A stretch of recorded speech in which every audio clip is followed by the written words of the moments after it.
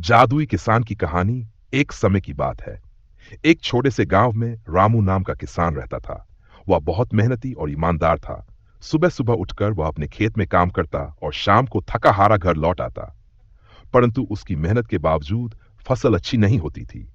कई सालों से सूखा पड़ रहा था और रामू चिंता में डूबा रहता था कि परिवार का पेट कैसे भरेगा। एक दिन रामू खेत जोत रहा था।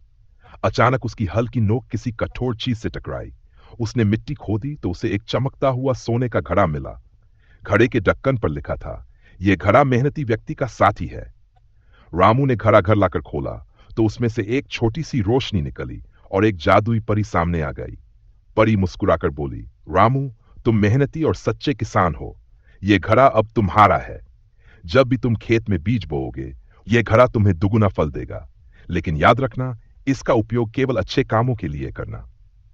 रामू बहुत खुश हुआ। अगले दिन उसने अपने खेत में बीज बोए और घड़े को वहीं रख दिया। चमत्कार हुआ। जहां सामान्यतः 10 पौधे उगते, वहां 20 पौधे उगाए। धीरे धीरे उसका खेत हरा भरा हो गया। पूरे गांव में चर्चा होने लगी कि रामू के खेत में जादू कैसे हुआ। रामू ने सोचा, यह तो परी का आशीर्वाद है। मुझे इसका उपयोग केवल अपने लिए नहीं बल्कि पूरे गांव के लिए करना चाहिए। उसने अपने पड़ोसियों की मदद की। जिनके पास अनाज नहीं था, उन्हें मुफ्त में दिया। जिनके खेत बंजर थे, वहां घड़े को रखकर फसल उगाई। गांव के लोग बहुत खुश हुए।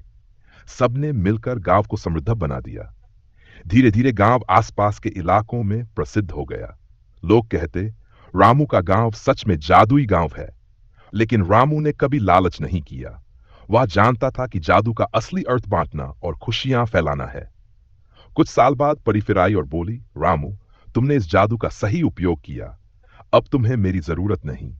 तुम्हारे गांव के लोग मेहनत और एकता से हमेशा समृद्ध रहेंगे।